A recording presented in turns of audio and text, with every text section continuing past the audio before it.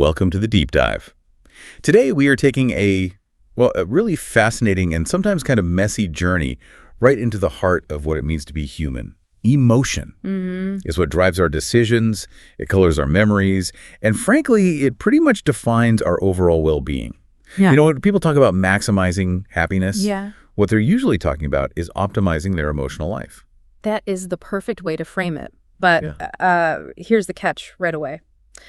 Emotion is notoriously hard to pin down. Seriously, theorists have been arguing about it for centuries. Right. So our mission today isn't really to pick one textbook definition. It's more about cutting through some of that academic noise. Okay. We want to define the core function of emotion, look at the practical ways experts categorize these states, and, maybe most importantly, deliver the knowledge you can use to start improving your emotional health, like today. And it's interesting, while the definitions are slippery, the sources we looked at really agree on one core principle that makes all the complexity useful. Emotions are functional. They exist to prepare us for action. Exactly. They're adaptive survival mechanisms, really. Think about the classic example. You see a mountain lion, right? You experience fear. Instantly. Yeah, and that emotion immediately cues a whole set of biological and behavioral changes, all designed for survival, fight, or flight. But it's not just about physical threats. No, absolutely not. The mechanism is functional whether you're, facing a predator or facing rejection from a close friend. That painful sadness or fear of abandonment, that's also a functional cue. Signaling what? Signaling you to maybe withdraw, recalibrate your relationship, or seek social support to sort of mend the rupture. It tells you something needs attention. That makes a lot of sense. So if we accept this functional nature, then the next step seems to be setting some boundaries. Because we use so many emotional words interchangeably, don't we? We really do. We need to distinguish emotion from mood, from thought, and from feeling. Okay, let's start with that basic definition again. Even though they vary, a common view is that emotions are basically biological states. They result from this dynamic mix of our thoughts, our behaviors, and our physical feelings. And they exist somewhere on a spectrum. Yeah, exactly. A spectrum from, say, extreme pleasure to extreme displeasure. Okay, so that's the starting point. Now, how do we distinguish an emotion from a mood? You mentioned the time element before. Right. The primary difference is duration. Emotions are typically intense and relatively fleeting, seconds, maybe a few minutes. If you get a specific piece of bad news, you might feel that sharp stab of sadness. That's an emotion. You can usually point to the trigger. Right, what caused it. Whereas a mood is more the long game. It's lower intensity, it's more diffuse, kind of a generalized state that can last hours, sometimes days. You might just wake up and say, ugh, I'm just feeling down today. No specific trigger, maybe? Exactly. Yeah. That's a mood. Now, they absolutely overlap, of course. A string of intense negative emotions could certainly put you in a down mood. But understanding that duration difference helps you identify if you're reacting to something specific, an emotion, or experiencing more of a background state, a mood. Okay, got it. Now let's tackle maybe the stickiest relationship, emotion and thought. The sources emphasize they're distinct, yet inseparable in our actual experience. I think regret is a great example here. It really is. Regret isn't just a pure feeling, is it? It requires a cognitive step first. You have to think about it. Right. You have to analyze a past action. That's the thought part. And then you have to judge it as, undesirable or bad. That's the evaluation. Only then does that negative feeling, the actual emotional pain of regret, emerge. So the existence of a lot of complex emotional states depends entirely on our ability to think about things, to evaluate and judge them. Precisely. That explains why so many words we use to describe how we feel, words like brooding or resentful or maybe disturbed, are themselves this kind of cocktail of thoughts mixed with feelings. Exactly. It's a blend. And finally, let's quickly clear up the confusion around feeling. We use feeling and emotion almost interchangeably in everyday talk, but feeling is actually the broader term. Right. Feelings include the purely physical stuff like I feel hungry, I feel tired, I feel itchy, as well as the emotional experience that I feel angry, I feel joy. Emotion is just one type of feeling. So, okay, we have these 4 distinct but dynamically interacting states: emotion, mood, thought, feeling. Once we have these sort of foundational definitions, the next obvious question is, how do we organize all this emotional chaos? And this is where we step into what feels like an academic boxing ring. Experts really disagree on how to categorize human emotions. It leads to this big debate. Are emotions discrete things, or do they exist on more of a continuum? Let's start with the discrete theory of emotion. It's probably the most famous one, championed by researchers like Paul Ekman. This model basically argues that emotions are separate, distinct entities.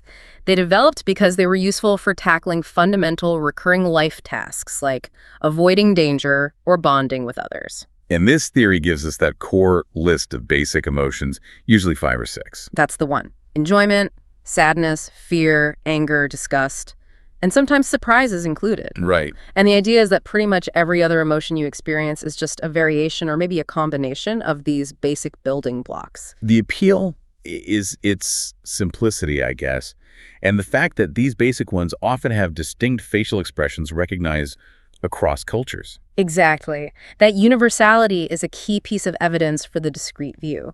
But not everyone buys the emotions in boxes approach. And what's fascinating here is the counter-argument. People point out that emotions don't seem to live in one specific spot in the brain, or that we often feel multiple things at once. Right, it's messy. Which suggests they're not discrete. And this leads us to the circumplex model of emotion from James Russell. Yeah, I find the circumplex model really practical. Instead of putting emotions in boxes, it maps them like coordinates on a graph. You've got 2 main axes. Which are? High to low energy or activation and high to low pleasure or valence. Okay, so you map feelings based on energy level and pleasantness. That seems useful for telling similar states apart. Yeah. Like sadness is low energy, low pleasure. Right. But what about, say, anxiety versus anger? Both feel pretty high energy and low pleasure. That's a great question, and it shows why the circumplex is helpful. Anger usually has this external focus, right? You're energized towards or against something. There's a high potential for action. Okay.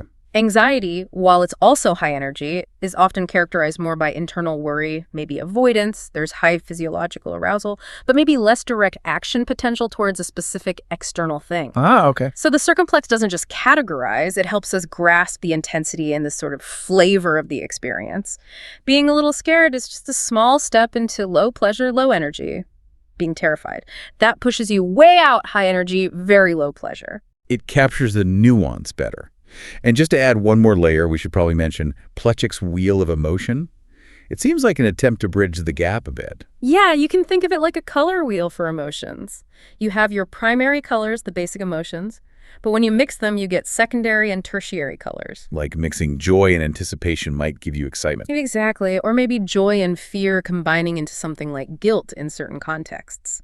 Plečik's wheel is great for visualizing how emotions can blend and create more complex states. Okay, so we have these different theories, discrete boxes, spectrums, wheels. They're all really interesting frameworks. But I think the essential insight for you, the listener, is this. Spending ages debating which theory is perfectly right. Probably less useful for your actual well-being. Much less useful. Than just understanding the function of your own emotional experience. That's the key takeaway. Your goal isn't really to label your emotion perfectly for some academic paper. Your goal is to know what caused this feeling? How am I experiencing it in my body? And crucially, how can I skillfully regulate it? Which is the perfect bridge into the most practical skill set we need to cover, emotional intelligence, or EI. Right, EI. Defined by researchers like Brackett, Rivers, and Selovey as basically the ability to monitor and regulate emotions, both your own and other people's, and also to intentionally use emotions to help guide your thoughts and actions. It's like meta-emotion skill. Okay, and this mastery is often broken down into 4 pillars, right? Yeah, 4 key components. The first, and kind of the foundation, is emotion perception. This is the basic decoding skill, like correctly reading emotions in yourself and others. Exactly. Interpreting facial expressions, body language, tone of voice, just knowing what emotion is actually present. And our sources flagged a potential challenge here in the modern world. They did.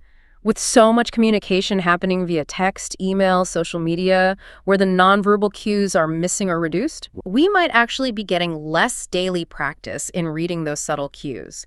If you're not practiced in reading microexpressions, for example, that foundational pillar of your EI might be a bit weaker. Interesting point. Okay, what's the second pillar? The second is emotion facilitation of thought. This means seeing your emotions not as enemies to be squashed, but as informative tools. Data points. Kinda, yeah. Going back to our anger example, if you feel that high energy anger about some injustice, you can use that energy. You can harness it to fuel positive action. Maybe writing to someone, organizing something, actually trying to right the wrong. Instead of just stewing in it or letting it explode. Exactly. The mistake is either ignoring the emotion entirely or just letting it run wild. Facilitation is about channeling the motivational energy the emotion provides to help you solve the problem that triggered it. If you just let anger stew, well, the problem doesn't get solved and you just feel worse. Makes sense. Pillar number 3. Pillar 3 is emotion understanding. And this is where we get into the really sophisticated self-awareness that separates people who are emotionally fluent from those who feel, constantly overwhelmed by their feelings. Okay, what does that involve? Understanding requires basically 3 things. First, just basic emotional awareness, knowing that you're feeling something. Second, emotional clarity, knowing if you feel, say, sadness versus disappointment. They're close, but distinct, right? And finally, emotional granularity. I love this term. It's the ability to make fine distinctions between similar, nuanced emotions. Granularity. It's like upgrading your emotional resolution. Yeah. Instead of just seeing the world in standard definition like fine or stressed, you move to 4K high def. Yeah, that's a great analogy. Where you can actually identify maybe melancholy versus dejection versus just plain ennui. Having better, more specific data about your internal state gives you much better tools for managing it. Precisely. Which brings us directly to the final and maybe the most crucial pillar, emotion regulation. This is the management piece. Usually, it involves skillfully upregulating positive emotions and effectively downregulating negative ones. And regulation isn't just about willpower, right? It requires actual strategies. Absolutely. The sources break down some key strategies. First, there's attention. This is simply about consciously choosing where you place your focus. Are you focusing on the positive possibilities in a tricky situation, or are you dwelling only on the negative what-ifs? Where you direct your mental spotlight. Exactly. Then there are behavioral choices. You regulate by actively choosing situations that tend to foster good feelings, like making time for exercise or a hobby you love. Or connecting with supportive friends. Right. And, just as importantly, actively avoiding or modifying environments or interactions that consistently trigger negative states, maybe limiting contact with that friend who always puts you down. Taking control of your environment where you can. And finally, there are the cognitive strategies. This is the internal mental work. Things like reappraisal, where you consciously reevaluate a difficult situation to find a silver lining or maybe a lesson learned or a hidden opportunity. Changing the story you tell yourself about. You got it. Changing the narrative to reduce the negative emotional impact. Or, on the positive side, using a strategy like savoring. Savoring. Yeah, savoring is about intentionally prolonging and intensifying a positive moment. Instead of just letting a good feeling flash by, you consciously focus on the details of the joyful experience, what you see, hear, feel. It helps you really absorb it and upregulate that positive state. Most people probably just let good feelings fly by without doing that. We often do. Savoring helps them stick around longer. Now, we see the opposite of these functional strategies in what we'd call emotionally dysregulated behavior. Like what? Well, think about excessive worrying about the future that often just ramps up anxiety. Or using unhealthy coping mechanisms like heavy drinking or binge eating to numb immediate discomfort. Quick fixes that backfire. Exactly. They might feel like they help in the moment, but they usually lead to worse outcomes down the line, often increasing your baseline anxiety or sadness. And while so much focus and regulation is on managing the negative stuff, we shouldn't forget that those unpleasant states are actually necessary, right? Oh, absolutely vital. We said fear helps us escape danger. Anger is crucial for setting boundaries, fighting injustice. Sadness isn't just pain. It often signals a need for rest, reflection, or reaching out for social support, which is critical for recovery. We need the whole spectrum. Yeah. And on the positive side, actively cultivating those enjoyable states, excitement, calmness, contentment, love that's equally essential for building resilience and just general vitality. They refuel our psychological tanks. Totally. And speaking of interacting with others, we really have to touch on emotional contagion. Catching feelings. Literally. Yeah. Research is super clear on this. Emotions transfer easily between people, often completely unconsciously. We tend to mimic the facial expressions, the posture, the tone of voice of those around us. And that mimicry can actually trigger the corresponding emotion in ourselves. It can, yeah. And this even happens in online or mediated environments. Think about scrolling through a really angry social media feed. You can start to feel agitated yourself. I think we've all had that experience, right? You walk into a room and you instantly feel tense, but you don't know why.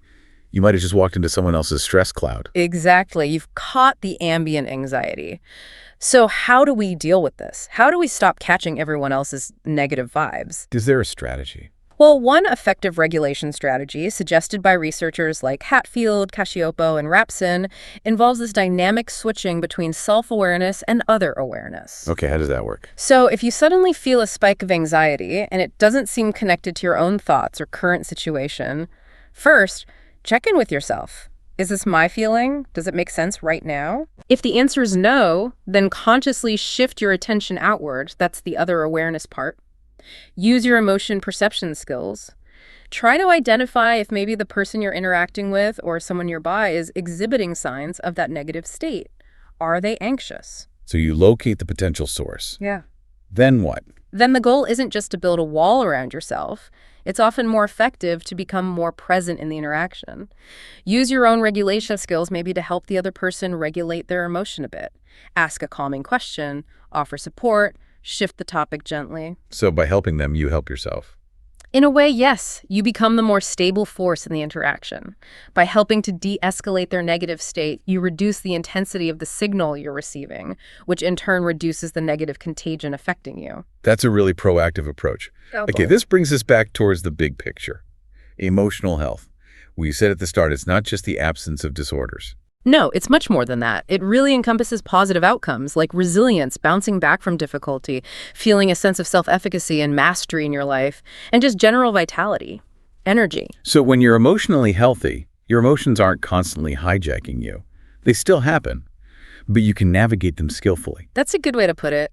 And I think the major takeaway from all our sources really is that emotional health isn't just some purely mental thing happening in your head. It arises from that combination of skilled emotional regulation and positive physical health behaviors. They're completely linked. If you're prioritizing good sleep, decent nutrition, regular exercise, you're basically giving your body and brain the physical resources needed to manage emotional stress more effectively. Absolutely. Emotional health and physical health work hand in hand. They feed each other, for better or worse. Okay. So as a final provocative thought for you, the listener, to maybe chew on after this deep dive, let's circle back to that idea of emotional granularity. Yeah, the high-resolution emotions. We talked about how many complex emotion words exist. Terms like schadenfreude, ennui, agitation, baffled, melancholy. Most of us don't use them much. We tend to default to the big, vague ones. Happy, sad, mad, stressed. Right. But emotional granularity is a skill. It needs practice to develop. So here's the challenge for you. Pick 3 closely related, nuanced emotional words from that vast lexicon. Maybe look up a list 3 words you rarely, if ever, use. And this week, actively try to differentiate them. See if you can identify those specific feelings in your daily life. So instead of just saying you're frustrated. Yeah, explore if you're actually feeling, say, agitated or perhaps exasperated or maybe irked. They're all related to frustration, but subtly different. Expanding that emotional vocabulary, that internal resolution, it's a direct path to deeper self-understanding and ultimately much better emotional regulation.